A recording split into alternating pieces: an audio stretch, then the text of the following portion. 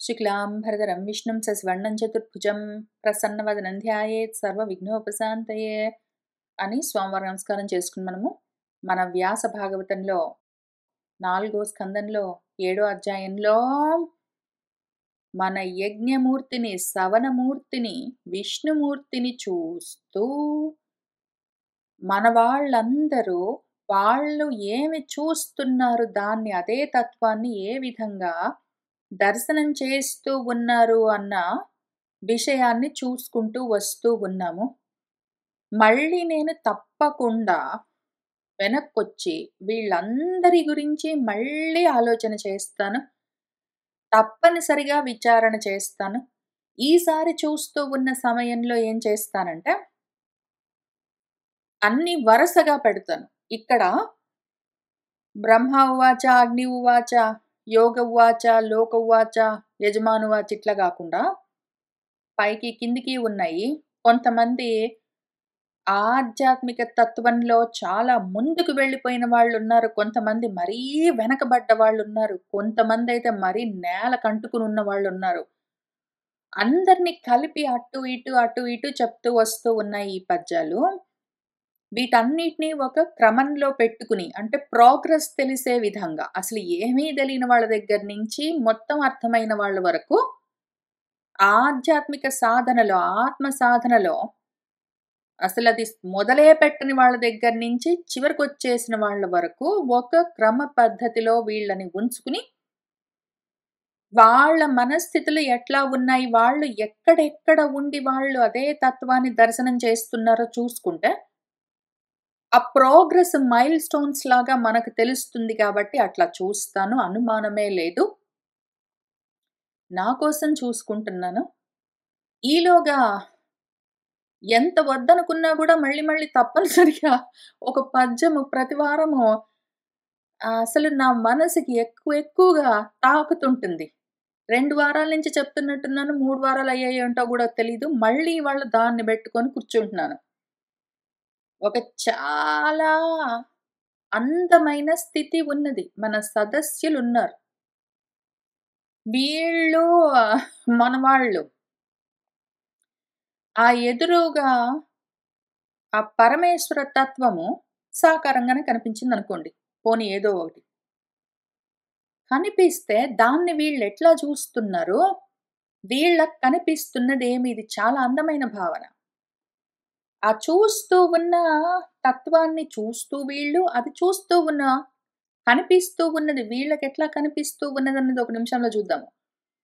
అసలు ఉన్నదే తత్వము. అసలు దాని పాటికది ఏమి ఆనంద స్వరూపము. దాని పేరు ఆనందం. దాని పేరు ఆనందం. ఆనందాన్ని చూస్తూ ఉన్నవాడికి ఆనందమే కనిపించాలి గదా! కాబట్టి వీళ్ళు కూడా ఆ ఆనందాన్నే చూస్తూ ఉన్నారు. అయితే ఏ రూపంలో అన్నది తేడా.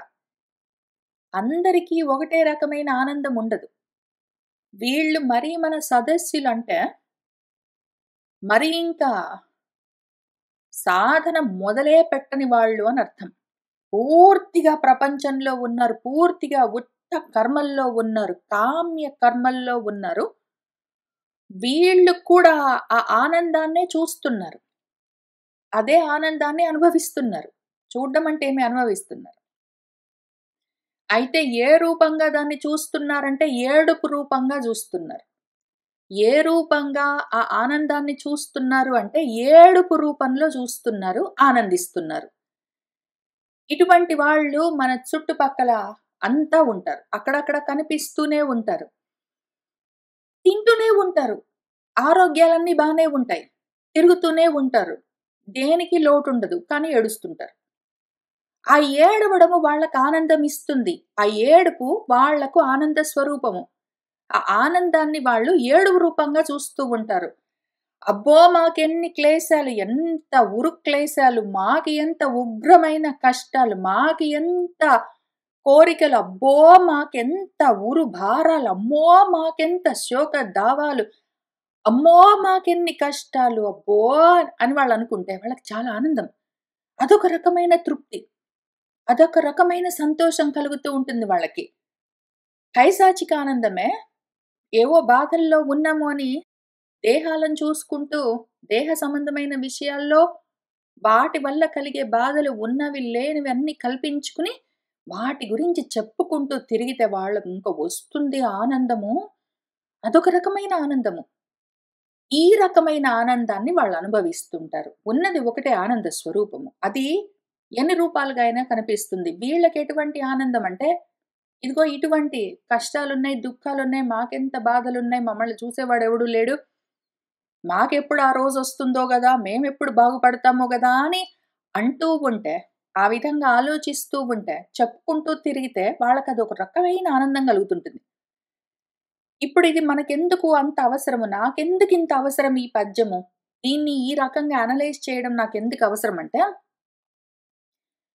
ఈ రకంగా ఆలోచించే వాళ్ళెట్లా ఉంటారంటే, వాళ్ళకు ఆ కష్టాలున్నాయని అనుకోవడంలోనే ఆనందముంటుంది. మాకెన్నో బాధలున్నాయని చెప్పుకుంటూ తిరగడం వల్ల వాళ్ళకి ఆనందముంటుంది. ఈ ఆనంద కారణము వాళ్ళకి ఆనంద కారణమేమి ఏవో కష్టాలు ఉన్నాయని వాళ్ళు భావిస్తూ ఉన్నవేవున్నాయో అవి వాళ్ళకి ఆనంద కారణము. మనము అయోమయంగా వాళ్ళేవో ఉన్నాయని పాపం చాలా చిలువలు పలువలుగా చాలా డీటెయిల్డ్‌గా ఎక్స్‌ప్లెయిన్ చేస్తారు మనకు. వాళ్ళ భర్తల గురించి, వాళ్ళ భార్యల గురించి, వాళ్ళ ఆడపడుచుల గురించి, అత్తల గురించి, మామల గురించి, అమ్మల గురించి, వాళ్ళ పిల్లల గురించి, వాళ్ళ కోడళ్ళ గురించి, కొడుకుల గురించి, కూతుర్ల గురించి, అల్లుళ్ళు, వాళ్ళు, వీళ్ళు, తెలిసిన వాళ్ళు, తెలియని వాళ్ళు, ఆఫీస్ వాళ్ళు, ఎవరి గురించైనా సరే వాళ్ళు చాలా విస్తారంగా, విస్తృతంగా ఎక్స్‌ప్లెయిన్ చేస్తారు మనకు. మనము అయోమయంగా వాళ్ళు ఆ ఆనందాన్నే ఈ రూపంగా చూస్తున్నారని అర్థం చేసుకోక, అయ్యో! అన్ని కష్టాలొచ్చాయా? మీరైతే ఏం చేయండంటే అని మనం సలహాలు చెప్పామనుకోండి వాళ్ళకి నచ్చదు. వాళ్ళు ఆ టైంకి వింటారు కానీ, మనము అసలు బీపీ తగ్గనే తగ్గట్లేదు. ఎన్ని మందులేసుకున్నా తగ్గట్లేదు. డాక్టర్లు గూడా అట్లానే చెప్తారు. పోయినప్పుడల్లా టెస్ట్‌లన్నీ రాసిస్తారు. చేసుకొని వెళ్తే మళ్ళీ మందులన్నీ మార్చమంటారు. ఇంకా మందులు పెంచమంటారు. అసలు ఏమి తగ్గట్లేదు అనుకుంటూ వాళ్ళు అదే మాట మాటికి చెప్పారనుకోండి. మనము ఏదైనా ఒకటి సొల్యూషన్ అందులో నుంచి బయటపడడానికంటే మీరు కొంచెం కారము, స్పైసెస్ అవన్నీ ఎక్కువ తింటున్నారు. ఉప్పు ఎక్కువ తింటున్నారు. కొంచెం ఎక్సర్‌సైజ్ అవి చేశారనుకోండి అని అట్లా చెప్పామనుకోండి వాళ్ళు వింటారు. కానీ అవన్నీ చేస్తున్నామండి, చేయకుండా ఉంటామేంటి అనుకుంటూ దాని గురించి ఇంకా సాగదీసి డిస్కస్ చేస్తారు. దాని గురించి వాళ్ళేమి ఎక్కువ ప్రయత్నం చేయరు. తగ్గేదుంటే తగ్గుతుంది. కొన్ని అట్లా జనరల్‌గా మెయింటైన్ చేసేవి ఉంటాయి. నిజంగా పూర్తిగా తగ్గించేందుకు అవకాశం లేకపోతే, ఇనీషియల్ స్టేజెస్ కాకపోతే, కొన్నాళ్ళయిందంటే న్యూ నార్మల్స్ అన్నీ సెట్ అవుతూ ఉంటాయి. ఆ టైంలో ప్రాబబ్లీ మళ్ళీ నిజంగా ఆరోగ్యంగా 20 ఏళ్ల వయసులో ఉన్నవాడి బ్లడ్ ప్రెషర్స్ ఉన్నట్టు బీపీస్ ఉండకపోవచ్చు పెద్దవాళ్ళకి. లేదా కొంచెం ఎక్కువైన వాళ్ళకి అది సిట్యుయేషన్. కానీ మాత్రము వాళ్ళు దాని గురించి ఎందుకు మాట్లాడతారు? ఎందుకు చాలా కష్టముందని ఎందుకు చెప్తారంటే వాళ్ళకదొక ఆనందము. ఆహ్, అందులో నుంచి బయటపడే ఉద్దేశ్యం వాళ్ళకుండదు. ఎందుకంటే ఆ ఆనంద కారణాన్ని తీసేస్తే వాళ్ళకి ఆనందం దేనివల్ల కలుగుతుంది?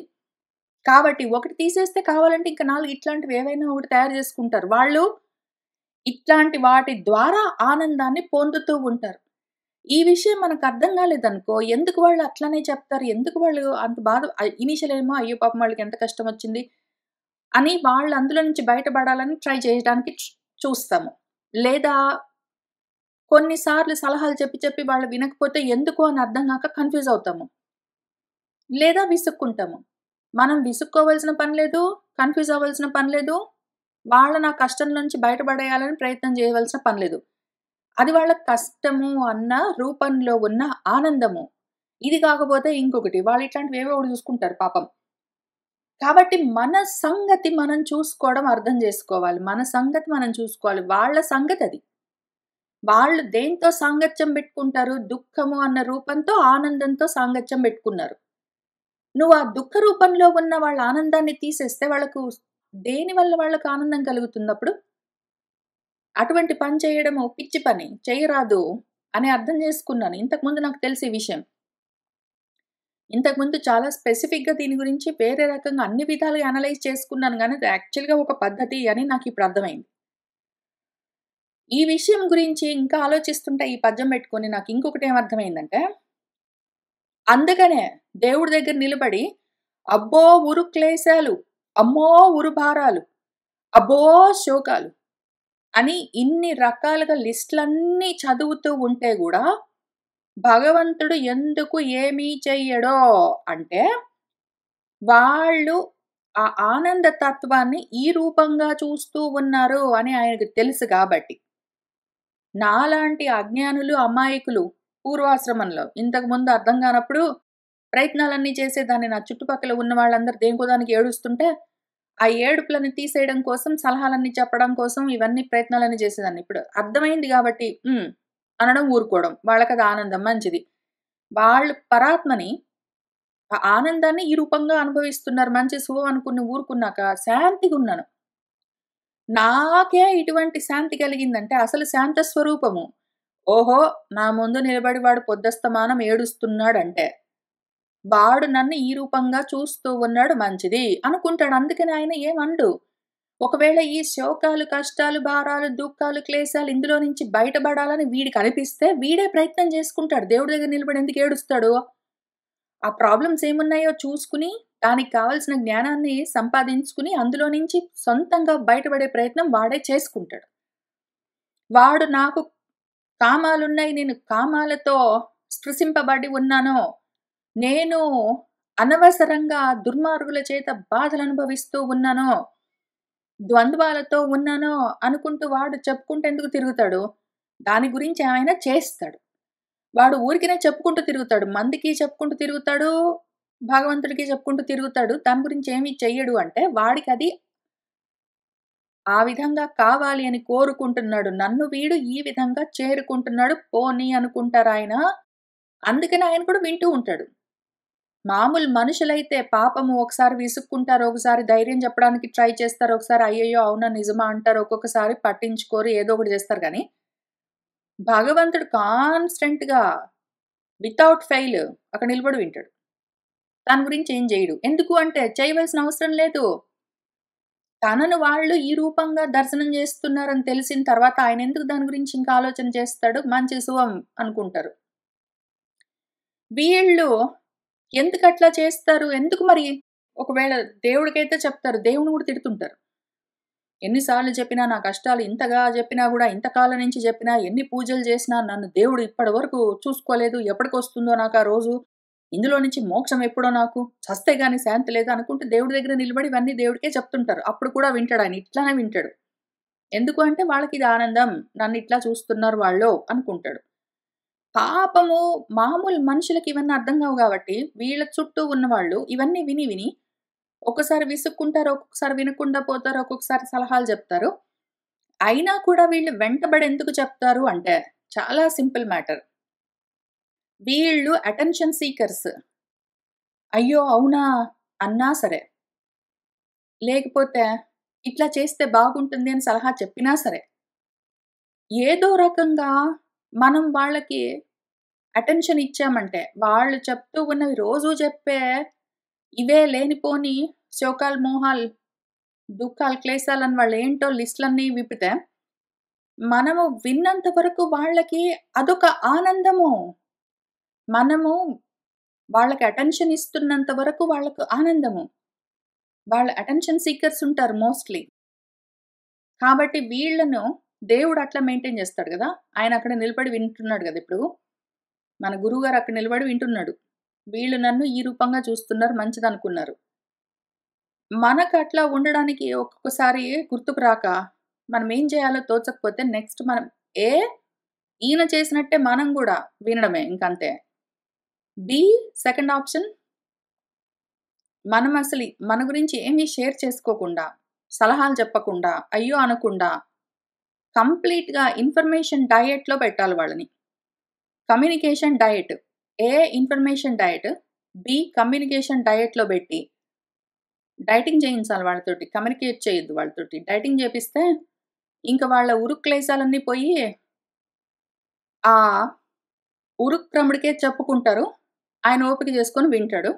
కనీసం మనకు తప్పుతుంది. దీని గురించి నేను ఎంత భావన చేశానంటే నా చుట్టుపక్కలున్న వాళ్ళందరిని బెట్టుకుని ఇంకదనమాట. ఎందుకైనా పనికొస్తే వాడుకోండి. కానీ చాలా ముఖ్యమైన విషయం. వీళ్ళెందుకు ఎప్పుడు చూసినా దేవుడి దగ్గర నిలబడి ఏడుస్తుంటారు. దేవుడికి గూడా ఇవే చెప్తుంటారు. మనుషులకు గూడా ఇవే చెప్తారు.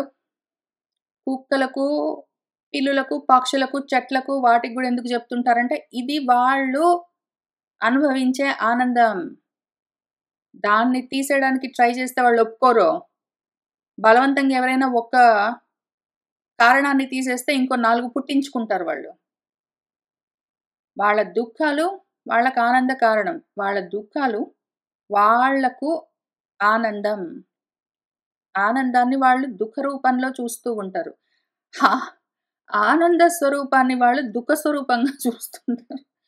అది వాళ్ళ ఆనందం. వాళ్ళ కర్మ.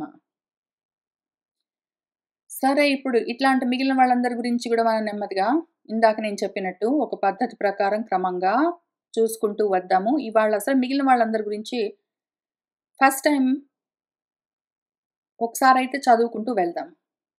బ్రహ్మగారి దాకా వచ్చాం గదా! ఇప్పుడు 41 శ్లోకం దగ్గర అగ్నిదేవుడు ఏం చెప్తున్నాడో చూద్దాం. యత్తేజసాహం సుసమిద్ధతేజాః హవ్యం వహే స్వధ్వరే ఆజ్యసిక్తం తం యజ్ఞికం పంచవిధం చ పంచభిః స్విష్టం యజుర్భిః ప్రణతః అస్మి యజ్ఞం. అహం నేను యత్ తేజస ఏ నీ తేజస్సు వల్లనైతే సుసమిద్ధ తేజాః అస్మి చాలా గొప్పగా ప్రకాశిస్తున్న వాణ్ణయ్యానో, ఏ జ్యోతి వల్ల నేను జ్వలిస్తూ ఉన్నానో, ఎవరి వల్ల అధ్వరే చక్కగా చేయబడుతున్న యజ్ఞంలో ఆజ్యసిక్తమైన నేతులతో తడపబడ్డ హవ్యాలను వహిస్తూ ఉన్నానో, అటువంటి ఆయనకు నేను ప్రణతః అస్మి ప్రణామం చేస్తున్నాను, నమస్కారం చేస్తున్నాను. ఎవరికి? ఆ యజ్ఞికుడికి, ఆ యజ్ఞ స్వరూపానికి నమస్కారం చేస్తున్నాను. పంచవిధమైన యజ్ఞ స్వరూపంగా ఉన్నవాడికి నమస్కారం చేస్తున్నాను.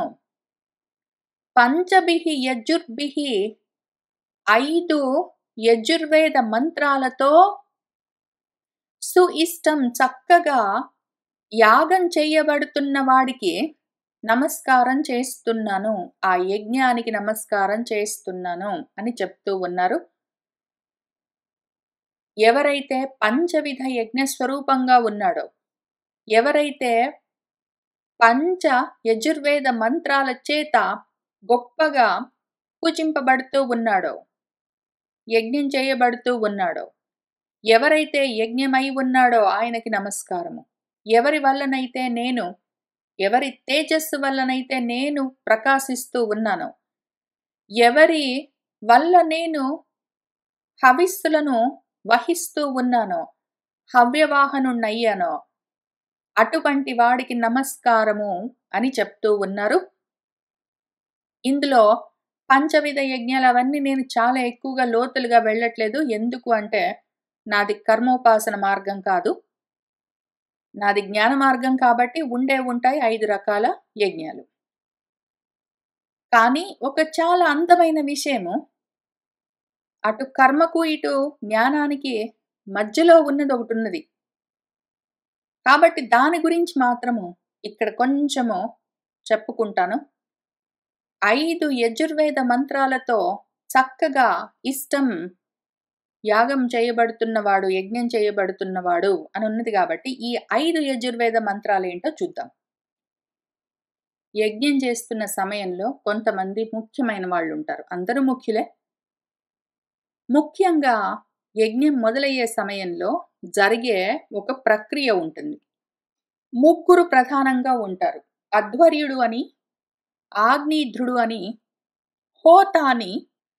ఇప్పుడేం జరుగుతుందంటే, ఈ అధ్వర్యుడు అంటే యజుర్వేద ఋత్విక్, ఆగ్నేయుడు బ్రహ్మస్థానంలో ఉన్న ఋత్విక్, హోత ఋగ్వేదంలోని ఋత్విక్. ఒక్కొక్క యాగానికి కనీసం ఒక్కొక్క వేద సంబంధమైన ఋత్విక్ ఉంటారు. కొన్ని యాగాలకు ఒక్కొక్క వేదం నుంచి కనీసం నలుగురు ఉంటారు. ఒక 16 మంది ఋత్వికులు ఉంటారు. వీళ్ళు కాక యజమాని, యజమానురాలు ఉంటారు. మిగిలిన వాళ్ళందరూ ఉంటారు. ఇప్పుడు మన అధ్వర్యుడు అగ్నిధ్రుడితో ఆశ్రావయ అని చెప్తారు. అది ఆ పంచభిః యజుర్భిః మంత్రాలని చెప్తున్న దాంట్లో ఆ 5 యజుర్వేద మంత్రాల్లో మొదటి మంత్రము ఆశ్రావయ. అంటే దేవతలకి మరి వినిపించు అని చెప్తూ ఉంటారు. హవిస్సులు అవన్నీ సిద్ధంగా ఉన్నాయి. ఇంకా మొదలుపెట్టబోతూ ఉన్నాము అని దేవతలకి వినిపించవలసి ఉన్నది. వినిపించు అని ఆయన అంటారు. అది ఆ మంత్రం. అప్పుడు మన అగ్నిధ్రుడు దేవతలకేం చెప్తారంటే, ముందు మనవాడికి అధ్వర్యుడికి అస్తు అట్లానే చెప్తాను అని, తర్వాత స్రౌషట్ అంటారు. వినండి మరి మేము యజ్ఞం మొదలుపెట్టబోతున్నాము. హవిస్సులను ఇవ్వబోతూ ఉన్నాము అని అంటారు. అస్తు స్రౌషట్. ఆ తర్వాత మన అధ్వర్యుడు హోతలతో ఏమంటారంటే, యజ. ఎందుకు అంటే, దేవతలను గూడా ఆల్రెడీ ఆహ్వానించాం గాబట్టి, ఇంక మొదలవబోతుందని అలర్టింగ్ జేశాం గాబట్టి, మొదలుపెట్టండి మరి యజ్ఞము అని యజ అంటారు. అప్పుడు మన హోతలు అలాగే యజ్ఞం చేస్తున్నాము అని చెప్పాలి గదా! ఇంక యజ అంటే యజ్ఞం మొదలుపెట్టు అంటే, అదిగో మొదలుపెడుతున్నాము అనాలి గదా! దానికి మంత్రము ఏ యజామహే. ఇంకా తర్వాత మన అధ్వర్యుడు వషట్ అని చెప్తారు. హవిస్సులు ఇవ్వబడుగాక అంటారు. అనగానే ఇంకా హవిస్సులు సమర్పించడము అన్న మొత్తము కార్యక్రమము మొదలవుతుంది. ఇవి 5 యజుర్వేద మంత్రాలు. వీటితో యజ్ఞము మొదలవుతుంది, జరుగుతూ ఉంటుంది. ఇందులో ముఖ్యంగా ఇంకా హవిస్లు సమర్పించడం మొదలుపెట్టండి అనేదున్నదో వషట్ అని, ఆ మంత్రంతో మన విష్ణు సహస్రం మొదలవుతుంది. యాక్చువల్‌గా ఎక్కడ స్టార్ట్ అవుతుంది? ఇదంతా విశ్వం ఉంది గదా! ఆ విశ్వం అంటే ఏమి? యజ్ఞ వేదిక. అక్కడ విష్ణుమూర్తే యజ్ఞంగా ఉన్నారు. కాబట్టి విశ్వం విష్ణువు అయిపోయింది. ఎందుకంటే విష్ణుమూర్తి లేకుండా యజ్ఞం జరగదు. కాబట్టి విశ్వం అన్న యజ్ఞ వేదికలో విష్ణువు అన్న యజ్ఞం ఉన్నదిప్పుడు. వషట్ ఇంకా మొదలుపెట్టండి హవిస్సులివ్వడం అని అక్కడి నుంచి. అంతకన్నా ముందు మిగిలినవైతే ఏవేవి ఉన్నాయో ఆశ్రావయ దగ్గర నుంచి మొదలుపెట్టి ముందున్న 4 మంత్రాలతో ఈ మొత్తం సృష్టి రచన జరిగిపోయింది. అనగనగా ఒకానొక సమయంలో అప్పుడేం జరిగిందంటే, అన్ని ప్రళయకాలపు జలాల్లో మునిగి ఉన్న సమయంలో ఒక పద్మం ఉద్భవించింది. అందులో నుంచి అని ఏవేవి ఉన్నాయో అవన్నీ కలుపుకుని, వాటితో పాటు మనము ఇంత దూరం వచ్చాం గదా! ఇప్పుడు. ఇంకా మనము ఈ రూపాన్ని తీసుకున్న తర్వాత చేసే కర్మలన్నీ యజ్ఞంగా చెయ్యాలి. అవన్నీ భగవంతుడికి సమర్పిస్తున్న హవిస్సులుగానే చెయ్యాలి. కాబట్టి అదిగో నువ్వు చేస్తున్న కర్మలన్నీ హవిస్సులుగా భగవదర్పణంగా ఉండాలి అని చెప్పడం కోసమే ఆయన వషట్ అని మొదలుపెట్టారు విష్ణు సహస్రం. అది ఊరికినే మామూలుగా ఉన్న విషయం గాదది. అసలు మనము ఏదో పుట్టాము, బ్రతుకుతూ ఉన్నాం, ఏదో పెళ్లి చేసుకున్నాం, పిల్లల్ని కన్నాం, ఏదో నడుస్తూ ఉంది జీవితం అట్టా నెట్టుకుంటూ వస్తూ ఉన్నాం గాదు. చేస్తున్నది యజ్ఞంలాగా చేస్తున్నాం. ఎక్కడున్నాం ఏమని చూసుకోవాలి మనము. అందుకనే అది వషట్కారం ఎంత ముఖ్యం అసలో. ఇంక మొదలుపెట్టండి హవిస్సులివ్వడమో.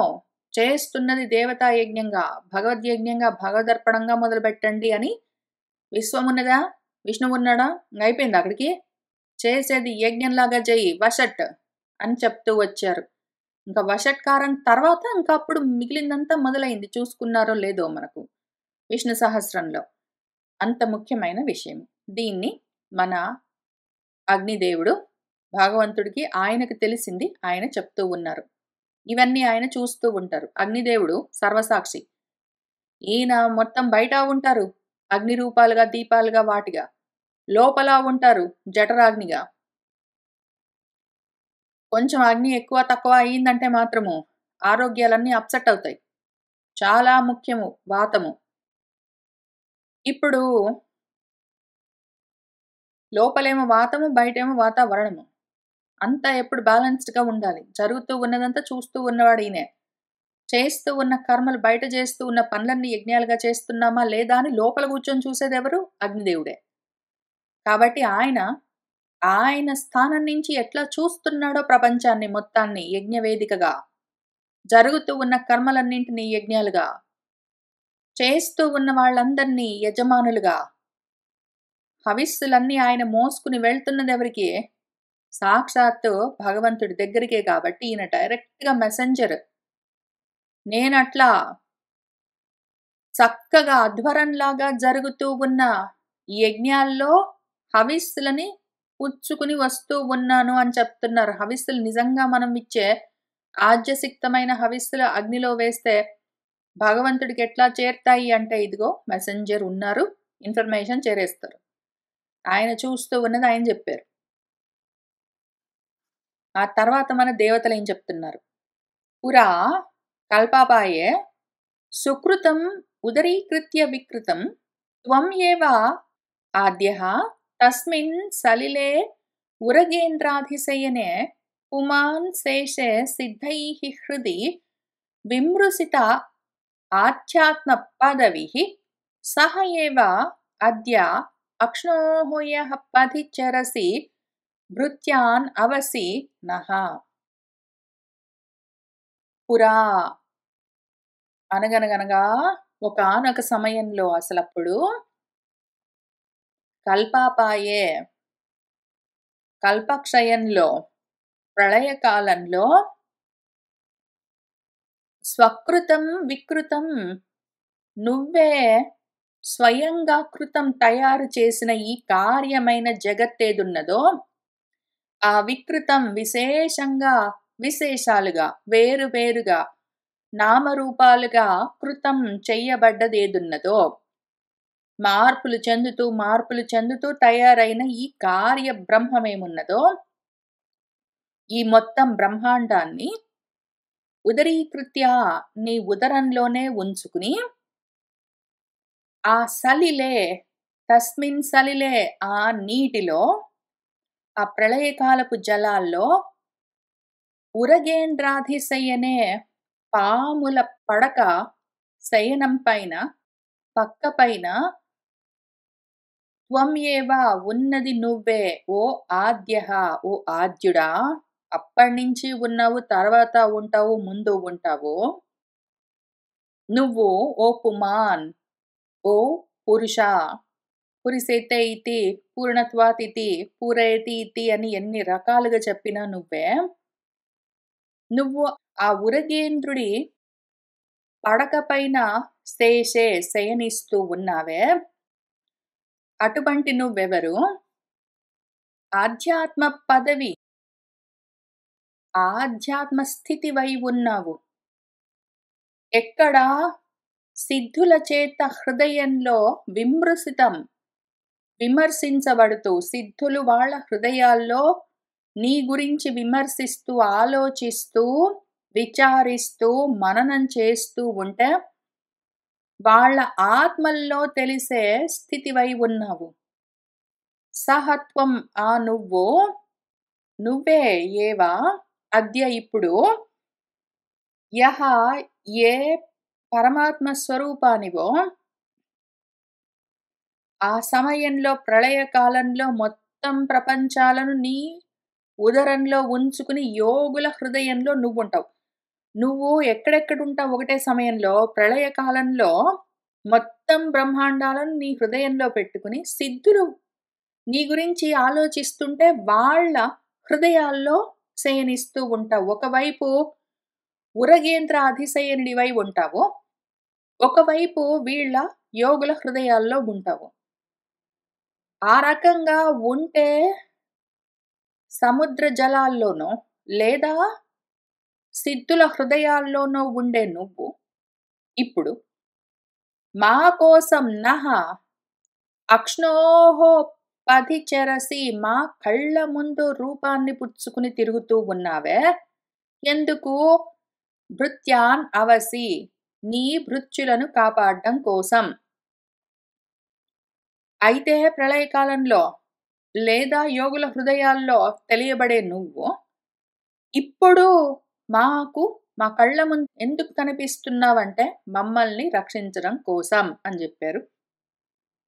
ఆ తర్వాత గంధర్వులు ఏం చెప్తున్నారో చూద్దాం.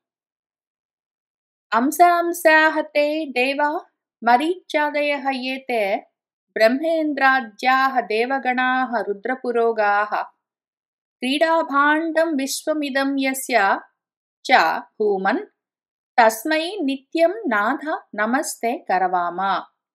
ఓ దేవా, ఏతే మరీచ్యాదయః మరీచి మొదలైన మహర్షులందరూ, అంత మాత్రమే కాదు, బ్రహ్మ ఇంద్రుడు ఆద్యాహ మొదలుగా గలిగిన వాళ్ళందరూ, ఆ దేవగణాహ దేవతల సమూహాలన్నీ కూడా, వీటితో పాటు రుద్రుడు మొదలైన వాళ్ళందరూ కూడా తే అంశాంశాహ నీ యొక్క అంశలు అంశలు అంశలు, నీలోని భాగాలు కళలు,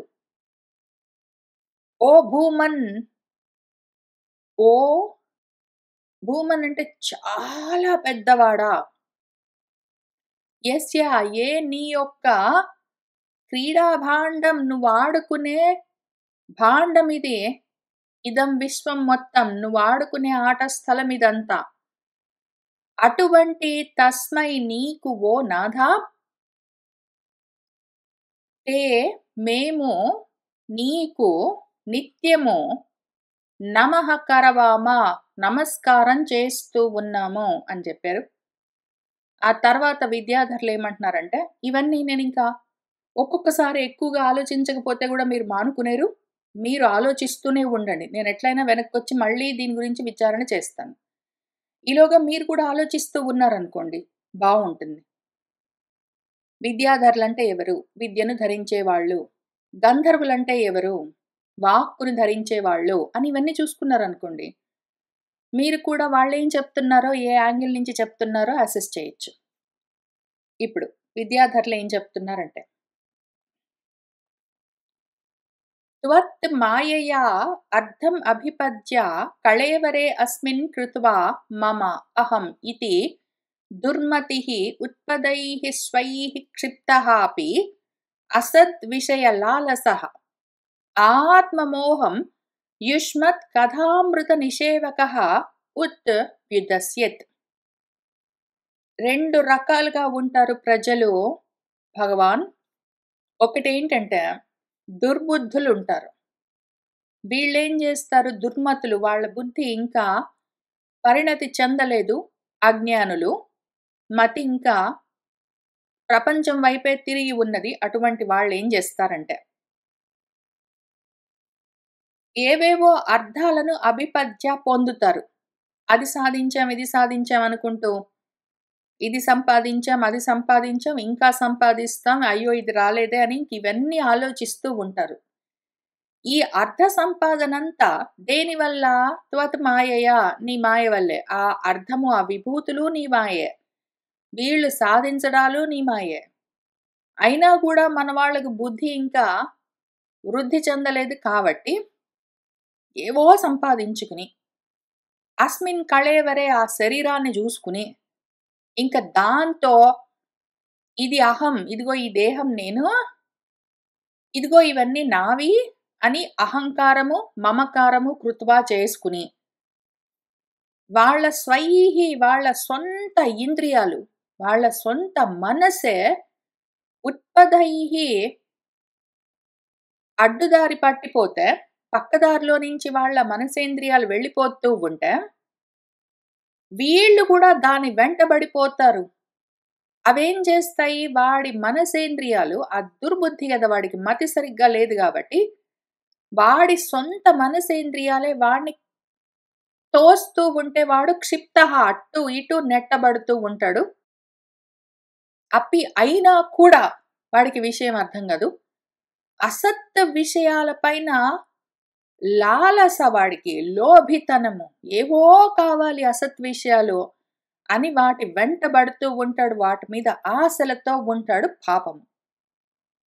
అయితే ఇంకా వీళ్ళుంటారు యుష్మత్ కథామృత నిషేవకః. ఏవో అసత్ విషయాలను పట్టుకోరు.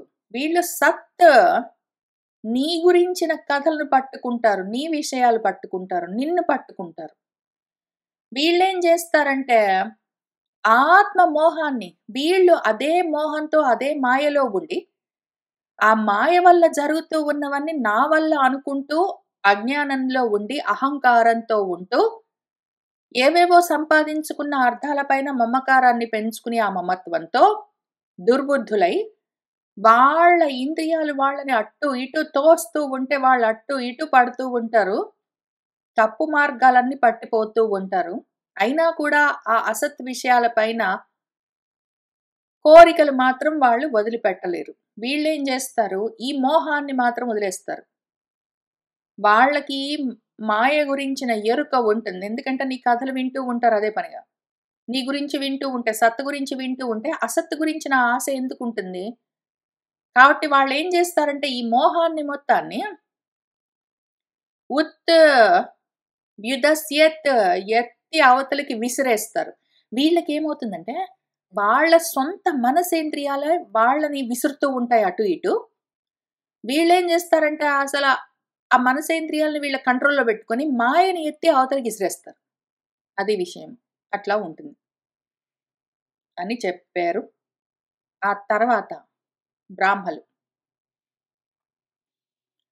త్వం క్రతుః, త్వం హవిః, త్వం హుతాశః స్వయం, త్వం హి మంత్రః సమిత్తర్పః పాత్రాణి చ, త్వం సదస్యః ఋత్విజः దంపతి దేవతాః అగ్నిహోత్రం స్వధా సోమః ఆజ్యం పశుః అన్నీ నువ్వే. త్వం నువ్వే క్రతువు ఈ యజ్ఞము నువ్వే. త్వం హవిః ఆ యజ్ఞంలో ఇచ్చే హవిస్సు నువ్వే. త్వం హుతాశః ఆ హవిస్సులను వహించే అగ్ని నువ్వే స్వయంగా. త్వం హి మంత్రః ఏ మంత్రాలతో ఆ యజ్ఞాన్ని చేస్తూ ఉన్నామో ఆ మంత్రాలు నువ్వే. ఆ అగ్నిలో వేసే సమిధలు నువ్వే. అక్కడ ఉన్న దర్భలు నువ్వే. ఆ యజ్ఞానికి వాడే పాత్రలు నువ్వే. ఆ చుట్టూ ఉన్న సదస్సులు నువ్వే. ఆ యజ్ఞం చేస్తూ ఉన్న ఋత్వికులు నువ్వే. ఆ యజ్ఞ దంపతులు యజమాని, యజమానుడు. ఆ యజ్ఞాన్ని చేస్తున్న యజమానుడు, ఆ యజ్ఞాన్ని చేస్తున్న యజమాని వాళ్ళిద్దరూ నువ్వే. ఆ దేవతలు కూడా నువ్వే. ఆ అగ్నిహోత్రం అంటే హవిస్సులను ఇవ్వడం అన్న కర్మ నువ్వే. ఆ సోమము యజ్ఞం చేస్తే సోమపానం చేస్తారు. ఆ సోమపానము నువ్వే. ఆ యజ్ఞానికి వాడే ఆజ్యము నేతులు నువ్వే. ఆ యజ్ఞ పశువు నువ్వే. యజ్ఞమే కాదు, స్వాహాకారాలతో చేసే యజ్ఞాలే కాదు, స్వధాకారాలతో చేసే పితృకార్యాలు కూడా నువ్వే, స్వధా నువ్వే, అన్నీ నువ్వే అని చెప్తూ ఉన్నారు. త్వం పురా గాం రసాయాః మహాసూకరః దంష్ట్రయా పద్మినీం వారణేంద్రః యథా స్థూయమానః నదత్ లీలయా యోగిభిః ద్విజహర్ద త్రయీగాత్రా యజ్ఞక్రతుః. ఓ త్రయీగాత్ర, 3 వేదాలనే నీ దేహంగా కలిగినవాడా, త్వం నువ్వు పురా ఒకానొక సమయంలో రసాయాః రసాతలంలో మునిగిపోయిన గాం భూమిని మహాసూకరంగా, ఎందుకు అంటే ఆయన యజ్ఞవరాహమూర్తి. ఆ సూకరావతారము వరాహావతారం యజ్ఞవరాహం. నువ్వే ఆ అవతారంలో వచ్చి యథా ఏ విధంగానైతే వారణేంద్రుడు ఒక గజేంద్రుడు పద్మినిని పద్మాల తీగను ఏ విధంగా తన కోరలతో పైకెత్తుతాడో అట్లా లీలగా నదన్ నాదాలు చేస్తూ యోగులు నిన్ను స్తుతిస్తూ ఉంటే, ఓ యజ్ఞక్రతువా, ఆ భూమిని నీళ్లల్లో రసాతలంలో మునిగిపోయిన భూమిని విజ్జహర్ధ నువ్వు ఎత్తి పట్టుకున్నావే, ఆ యజ్ఞవరాహమూర్తి స్వరూపంగా కూడా నిన్ను మేము చూస్తున్నాము. ఇక్కడ జరుగుతూ ఉన్న యజ్ఞంలో మా చుట్టూ నిలబడ్డ ఋత్విక్కులు, సదస్యులు, యజమానుడు, ఇక్కడ ఉన్న సృక్కులు, శృవాలు, అగ్నిహోత్రము, యజ్ఞ వేదిక ప్రతిదీ నీ స్వరూపంగానే కనిపిస్తున్నది మాకు. కాక ఒకానొక సమయంలో యజ్ఞవరాహమూర్తిగా వచ్చిన నువ్వు మాకిప్పుడు ఆ స్వరూపంగా కూడా కనిపిస్తూ ఉన్నావు. సహ ప్రసీదత్వం అస్మాకం ఆకాంక్షతాం దర్శనం తే పరిభ్రష్ట సత్కర్మణాం కీర్త్యమానే నృభిః నామ్ని యజ్ఞేశ తే యజ్ఞ విఘ్నాః క్షయం యాంతి తస్మై నమః. సహత్వం ఆ నువ్వు ఇప్పుడేం చెయ్యాలంటే, ఓ యజ్ఞేశ, పరిభ్రష్ట సత్కర్మణాం మేము ఒక సత్కర్మ చెయ్యాలని బయలుదేరాము. ఒక మంచి యజ్ఞం చెయ్యాలని మొదలుపెట్టుకున్నాము. అయితే ఏమైందంటే పరిభ్రష్టమైపోయింది. మా యజ్ఞం కాస్త భ్రష్టమైపోయింది, నశించింది. ఇప్పుడు దాన్ని నిలబెట్టాలని కాంక్షిస్తూ ఉన్నాం ఒక పక్క. అదట్లా నిలబడాలంటే, మా యజ్ఞం నిలబడి ఉండాలంటే యజ్ఞస్వరూపమైన నువ్వుండాలి. కాబట్టి తే దర్శనం ఆకాంక్షతాం నీ దర్శనం కావాలని కోరుకుంటూ ఉన్నాము. అటువంటి అస్మాకం మాపైన త్వం నువ్వు ప్రసీద అనుగ్రహం చూపించు. ఓ యజ్ఞేశ్వరుడా, తే నామ్ని నీ నామాలతో నృభిః మనుషులందరూ నిన్ను కీర్తిస్తూ ఉండగా యజ్ఞ విఘ్నాః యజ్ఞానికి ఇంకా విఘ్నాలన్నవి క్షయం యాంతి నశించిపోతాయి. నువ్వు లేవు కాబట్టే మా కర్మ, మా యజ్ఞము ఇంతకు ముందు భ్రష్టమైంది, నశించింది. కానీ నువ్వుంటే యజ్ఞం ఎందుకు ధ్వంసం అవుతుంది? అందరూ నిన్ను స్తుతిస్తూ ఉంటే, నువ్వు అక్కడ నిలబడి ఉంటే యజ్ఞానికి ఇంకా ఏ విఘ్నాలు ఉండవు. అటువంటి విఘ్నాలన్నీ నశించిపోతాయి. అటువంటి తస్మై నీకు నమస్కారము అని వాళ్ళు చెప్పారు. తర్వాత మైత్రేయ మహర్షి మనకి ఏం చెప్తున్నారంటే, ఇతి దక్షః కవిః యజ్ఞం భద్రా రుద్రాభిమర్శితం కీర్త్యమానే ఋషికేశే సన్నిన్యే యజ్ఞభావనే. ఓ భద్రా, ఓ విదురా, ఓ మంగళస్వరూపమా. అప్పుడేం జరిగిందంటే ఇంకా ఇది ఈ విధంగా మన యజ్ఞభావనుడు, యజ్ఞస్వరూపము ఆ ఋషికేశుడు కీర్త్యమానే కీర్తింపబడుతూ ఉంటే అందరూ అక్కడ నిలబడి ఆయన్ని స్తుతిస్తూ, పూజిస్తూ, అర్చిస్తూ, గౌరవిస్తూ ఉండగా రుద్రాభిమర్శితం రుద్రుడి చేత భంగపరచబడ్డ ఆ యజ్ఞము ఇప్పుడు మళ్ళీ ఆ కవి, జ్ఞానం కలిగిన వాడు మన దక్షుడు, ఆయన చేత సన్నిన్యే సమ్యక్కుగా మళ్ళీ యథావిధిగా నడిపించబడ్డది. ఇంకందరూ అక్కడ యజ్ఞస్వరూపం వచ్చేసరికి అందరూ ఆ స్వరూపాన్ని కీర్తిస్తూ ఉన్నారు. ఆయన్ని పెట్టుకుని ఇంకా యజ్ఞాన్ని మొదలు పెడుతూ ఉన్నారు. అందరు ఆయన్నట్లా పొగుడుతూ ఉంటే, స్తుతి చేస్తూ ఉంటే మన దక్షుడు యజ్ఞాన్ని కొనసాగించాడు. భగవాన్ స్వేన భాగేన సర్వాత్మ సర్వభాగభు దక్షం బభాష ఆభాష్య ప్రియమాణః ఇవ అనఘా. ఓ అనఘుడా, ఓ విదురా, మన భగవంతుడు ఏం చేశాడంటే ఈ విధంగా మళ్ళీ యజ్ఞం కొనసాగింది కదా, అప్పుడు ఇంకా ఆయనకి, విష్ణుమూర్తికి ఆయన భాగాన్ని ఆయనకి ఇచ్చారు. మన సర్వాత్ముడు ఆయన, అంతా ఆయనే అయి ఉన్నారు. అసలు ఈ భాగం నీకు, ఆ భాగం నీకు అని భాగాలు పెట్టి కొంత కొంతగా ఆయనకి ఇవ్వవలసిన అవసరం లేదు. అసలు అది పని కూడా చెయ్యదు. ఆయనకి హద్దులు లేవు. సర్వభాగాలకు హక్కుదారుడు ఆయన. సర్వభాగ బుక్కై ఉన్నాడు.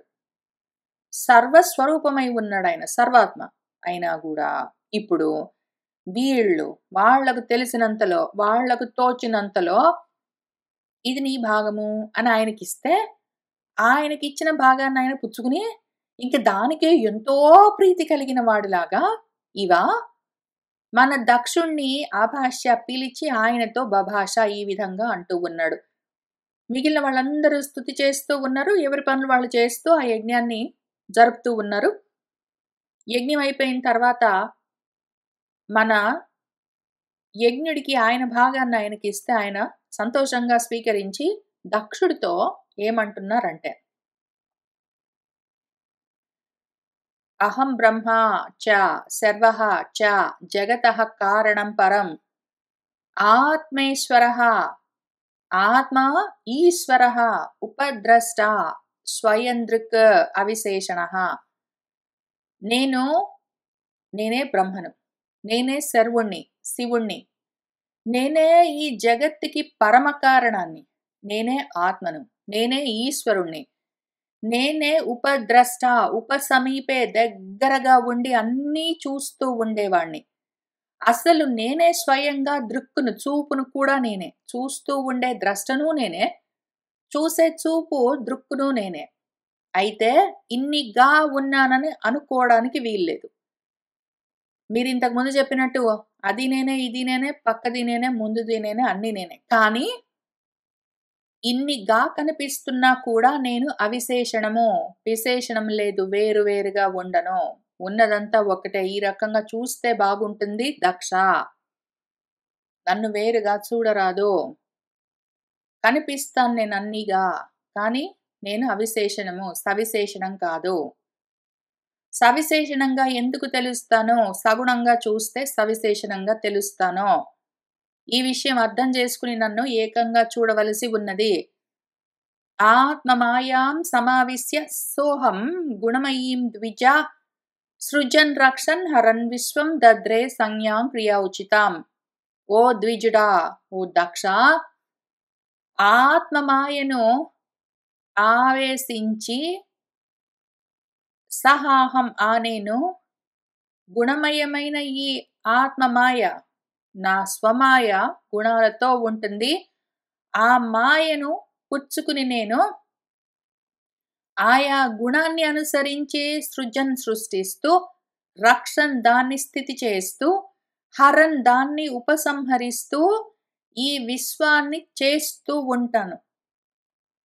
అయితే ఆయా కర్మలు చేస్తూ ఉన్నప్పుడు ఆ క్రియకు ఉచితమైన సంజ్ఞ నామాన్ని నేను దద్రే ధరిస్తాను. గుణాలతో కలిసి నేను ఆయా గుణానికి తగిన విధంగా విశ్వాన్ని సృష్టించడం, స్థితి చేయడం, హరించడం చేస్తాను. ఏ పని చేస్తున్నానో దానికి తగిన పేరొకటి ఉంటుంది. అయితే ఇన్నిగా చూసావంటే నువ్వు ఆ గుణాన్ని బట్టి చూస్తున్నావు.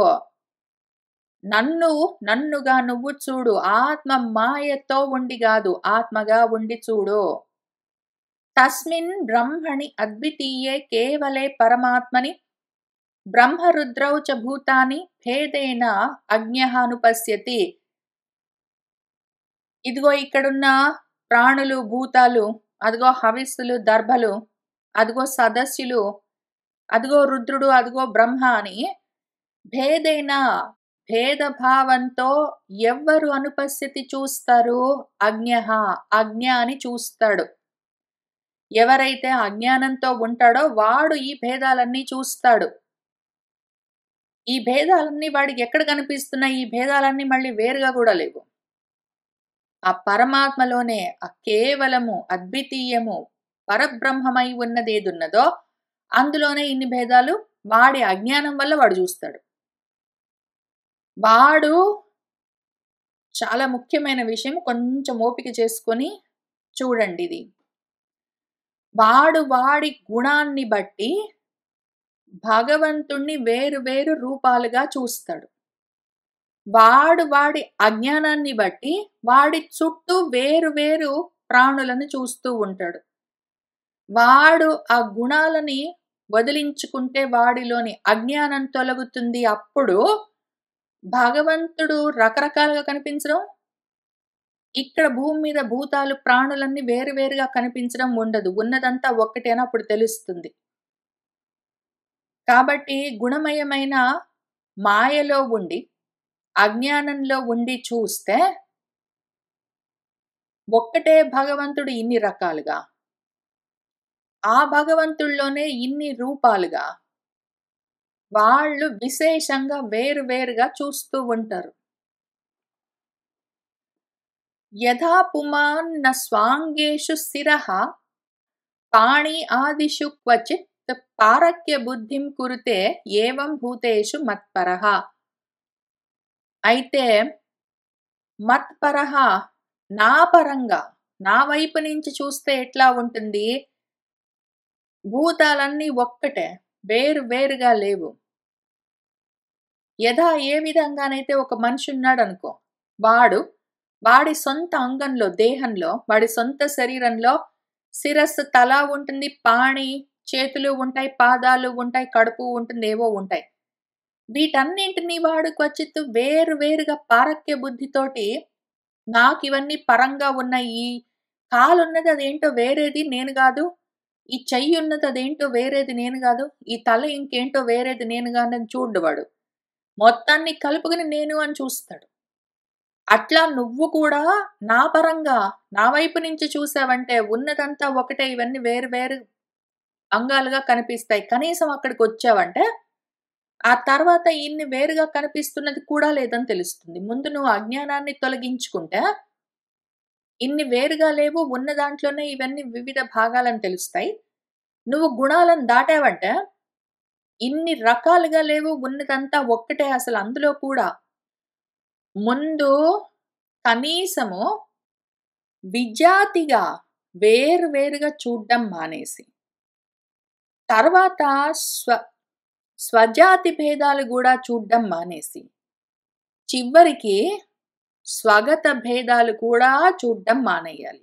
భేద భావన పోవాలి అంటే కనీసం 3 లెవెల్స్‌లో జరగాలి. ఫస్ట్ విజాతి భేదాలు. ఇది చెట్టు, అది పుట్ట, వీడు మనిషి, అది పక్షి, ఇది జంతువు అని గాదు. అన్నీ ఒకటే ఆత్మస్వరూపం, అన్నీ ఒకటే ప్రాణి, అంతా భూతాలే అని చూడాలి.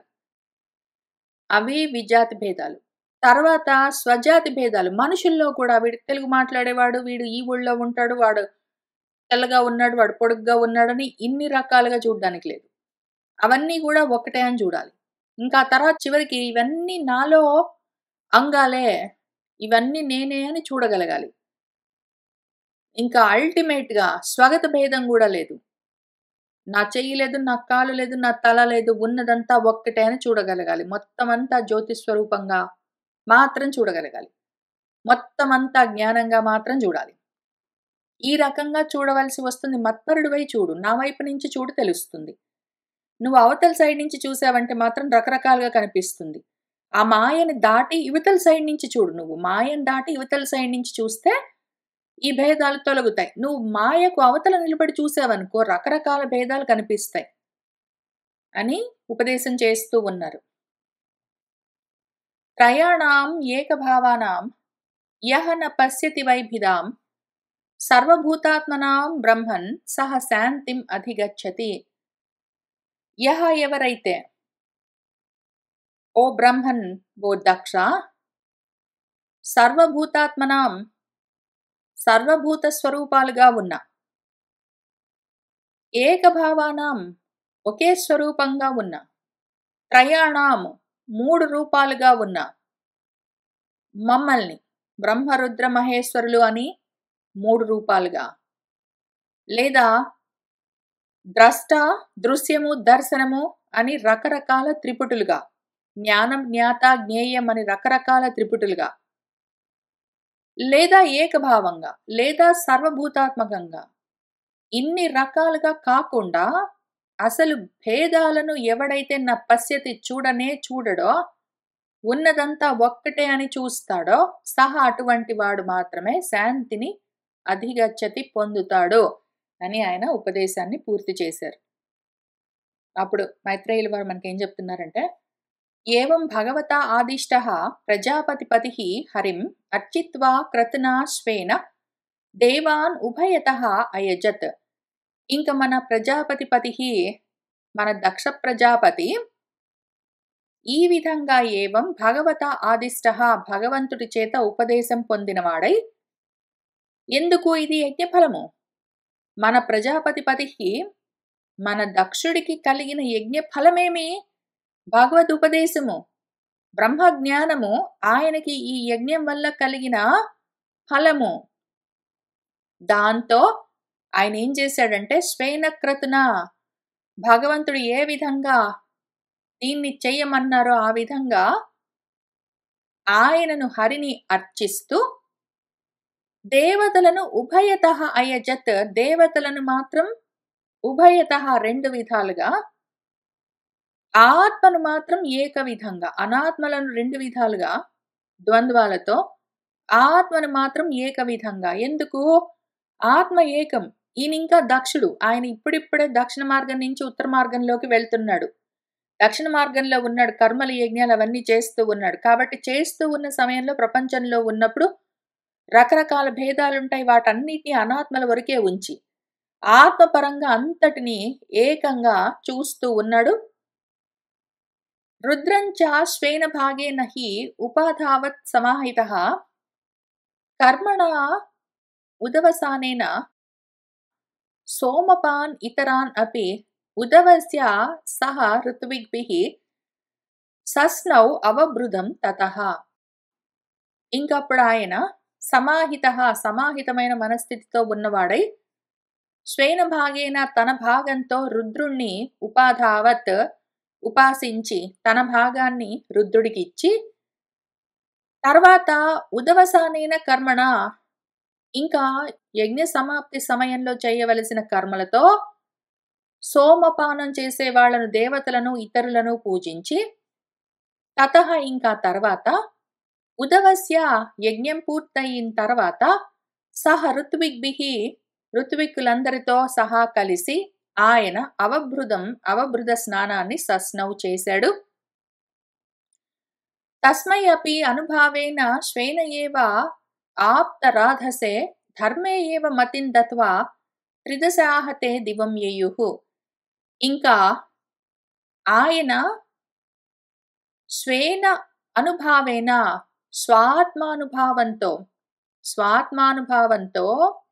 స్వాత్మానుభూతితో ఆప్తరాధసే ఆయన సాధన సిద్ధించింది. ఇప్పుడు ఆ విధంగా సాధన సిద్ధి పొందిన వాడై ఉన్న తస్మై ఆయనకు దేవతలు ఈయన చేత పూజింపబడ్డ వాళ్ళై, హవిర్భాగాలను పుచ్చుకున్న వాళ్ళై ప్రీతి చెంది ఆశీర్వదించి వెళ్ళారు. వాళ్ళు ఆయనకి ఇచ్చిన ఆశీర్వచనం ఏమంటే, నీ మతి ఎప్పుడు, నీ బుద్ధి, నీ ఆలోచనలు ఎప్పుడూ ధర్మే ఏవా ధర్మంలోనే ఉండాలి అని తే త్రిదశాహ ఆ త్రిదశులు, ఆ దేవతలందరూ ఆ వరాన్ని దత్వా ఇచ్చి దివం యయుః వాళ్ళు దివికెళ్ళిపోయారు. ఏవం దాక్షాయణీ హిత్వా సతీ పూర్వకళేవరం జజ్ఞే హిమవతః క్షేత్రే మేనాయాం ఇది సుశ్రుమ. ఇక్కడికి ఈ కథ అయిపోయింది. తర్వాత ఏం జరిగిందంటే, మన సతీదేవి, మన దాక్షాయణి దక్షుడి పుత్రి పూర్వము తన కళేవరాన్ని హిత్వా వదిలిపెట్టేసింది కదా, ఇంతకు ముందు జన్మలో ఆమె దేహాన్ని వదిలిపెట్టేసింది. ఇప్పుడేం చేసిందంటే ఆమె హిమవంతుడికి, ఆయన భార్య మేనాదేవికి కూతురుగా జన్మించింది అని ఇది సుశ్రుమ వింటూ ఉంటాము. తమ్యేవ దయితం భూయః ఆవృంక్తే పతిం అంబికా అనన్య భావ ఏకగతిం శక్తి సుప్తా ఇవ పూరుషం. ఏదో ఒక మనిషిని సుప్తా శక్తి ఇవ, నిద్రాణంగా ఉన్న శక్తి ఏ విధంగా ఆయనలోనే ఉంటుందో, ఏ విధంగానైతే శక్తి నిద్రాణంగా ఒక పురుషుడిలో ఉంటుందో, అదే విధంగా ఇప్పుడు అంబిక భూయః మళ్ళీ అనన్య భావంతో ఉన్నదై, అనన్య భావైక గతి అయిన, అనన్య భావంతో ఉన్న వాళ్లకు ఏకమైన గతి, అవగతి అయి ఉన్నవాడెవరున్నాడో తమ్ అటువంటి వాణ్ణి దయితం పతిం తనకు ప్రియమైన భర్తగా ఆమె ఆవృంక్తే మళ్ళీ వరించింది. ఏతద్ భగవతః శంభోః కర్మ దక్షాత్పరద్రుహః శృతం భాగవతాత్ శిష్యాత్ ఉద్ధవాత్ మే బృహస్పతేః. నీకీ కథంతా ఎట్లా తెలిసింది అని అడుగుతావేమో, చెప్తాను విను. ఏతత్ ఇది భగవంతుడి యొక్క, శంభు యొక్క, ఆ దక్షుడి అధ్వరాన్ని హరించిన వాడి యొక్క కర్మ, పని. ఏ విధంగానైతే శంభు మంగళాలకు ఉద్భవస్థానమైన వాడు అమంగళకరమైన యజ్ఞాన్ని ఏ విధంగా నశింపచేశాడు అన్న కథను నేను బృహస్పతేః శిష్యాత్, బృహస్పతి యొక్క శిష్యుడు భాగవతుడు అయిన ఉద్ధవాత్, ఉద్ధవుడి నుంచి శృతం విన్నాను అని చెప్పారు. తర్వాత ఇదం పవిత్రం పరం ఈశచేష్టితం యశస్యం ఆయుష్యం అఘౌగమర్షణం యః నిత్యదా ఆకర్ణ్య నరః అనుకీర్తయేత్ ధునోతి అఘం కౌరవ భక్తిభావతః. ఓ కౌరవుడా, ఓ విదురా, యః ఏ నరుడైతే ఈ పవిత్రమైన, పరమమైన, పరమ పవిత్రమైన ఈశ్వరుడి చేష్ట, ఆయన ఎందుకు ఇట్లా చేశాడు ఏమి అన్న విషయాన్ని నిత్యము జాగ్రత్తగా వింటూ, దాన్నే కీర్తిస్తూ, వింటూ చెప్తూ అంటే మధ్యలో ఆలోచించడం కూడా ఉంటుంది. దీని గురించి తీవ్రంగా, లోతుగా, జాగ్రత్తగా ఆలోచిస్తూ ఎవడుంటాడో అటువంటి వాడికి ఇది ఆయుష్కరం, యశస్కరం, అఘౌగమర్షణం. వాడి పాపాలేముంటాయో, పతన కారణాలు, కోపాలు, తాపాలు, లోభితనాలు మొదలైనవన్నీ కూడా నశించిపోతాయి.